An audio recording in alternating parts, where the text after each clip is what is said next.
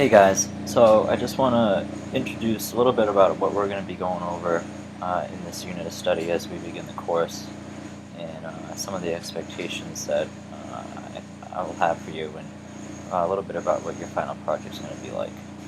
Um, so basically we're going to be learning how to read music and how to read music on the staff. So there'll be a few short video lectures that you're going to want to watch and play back as many times as you need as necessary, and some follow-up assessments to make sure that you're understanding the material that is being presented to you. Now, at any point in time, you can email me, ask me some questions. I'm always willing to start a video chat with you to help you on your way and make sure you're successful at learning all the material. So I first want to kind of give you an overlook of the first unit that we're going to be looking at in composing your own melody. So if you look down on your screen next to me, you're going to see a unit learning progression. And if you start at the bottom here, it just kind of shows you step by step what we're going to be learning about and how we're going to get to the final project for this unit, which is composing an 8-measure melody. If I follow this, students will know and understand basic music theory that pertains to the treble clef staff and musical terms.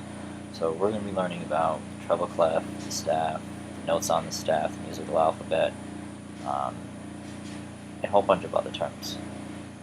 Alright, so you're going to be able to be expected to identify those notes on the staff correctly, and to know that what we're talking about, what I'm talking about, what you're talking about, and then students will know and understand basic rhythmic notation and patterns. So you're going to need to not only be able to identify the notes on the staff, but also be able to identify rhythms and different rhythm patterns, quarter notes and eighth notes and whole notes, and etc. Then I'm going to show you a cool little program called Noteflight, which we'll be using to actually compose our 8-measure melody. So after we've gone through all those lectures, those videos, and a few different activities, you'll be on your way to set up to do your project. Now,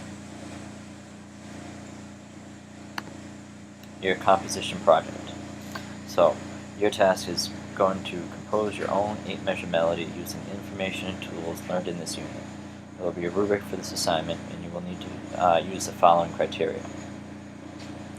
So the composition must be 8 measures in length.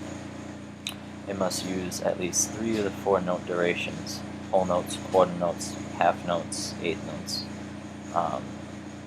You could use all 4, but it needs to use at least 3 of those following. You're going to need to use 2 restorations. You will need to start and end on the note C, and you're going to need to use more stepwise than leadwise patterns. Now, if none of this makes sense to you right now, that's okay. In this first unit, we're going to cover everything that we I just discussed to you, so all those terms will make sense. So now that I've given you a brief overview of the unit that we're going to be studying, I'm going to direct you to your first video on the page. And again, if you have any questions, please email me. I'll be more than willing to spend some time with you to make sure that you're successful at what you're learning about and set you up for success in your final project.